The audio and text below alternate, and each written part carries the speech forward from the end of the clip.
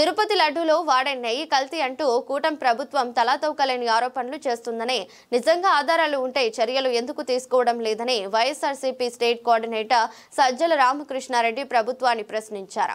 2019-24 మధ్య కెమికల్ కలిపిన నెయ్యి సరఫరా అయినట్లు రిమాండ్ రిపోర్టులో ఎక్కడా లేదని, కానీ ఒకేలాంటి పోస్టులు పెట్టిన లడ్డూ కల్తీ అంటూ విష ప్రచారం చేస్తున్నారని మండిపడ్డారు. రాజకీయ కక్ష సాధింపులు కోట్లాది మంది అమాయక భక్తుల మనోభావాలతో అడ్డుకుంటున్నారని ఆగ్రహం వ్యక్తం చేశారు.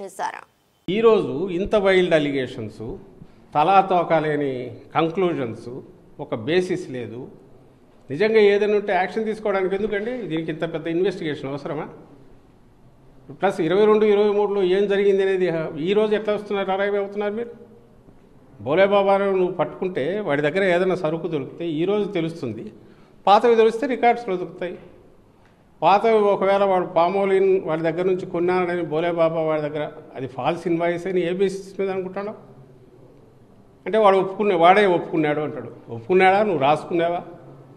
నువ్వు ఏం చేసినావు ఎవరికి తెలుసు? అసలు వాళ్ళు ఎవరు? ఆ పేర్లంతా ఎవరు? నార్త్ ఇండియన్స్ ఎక్కడెక్కడ పట్టకొచ్చు, ఎక్కడెక్కడ ఫ్యాక్టరీలు, ఎంటైర్ ఫోర్స్ అంతా దాని మీద పెట్టి ఎవరిని హర్ట్ చేస్తున్నారు మీరంటే భక్తులను ఘోరంగా అవమానిస్తున్నారు, దెబ్బతీస్తున్నారు, ఎమోషన్స్తో ఆడుకుంటున్నారు చంద్రబాబు నాయుడు గారు.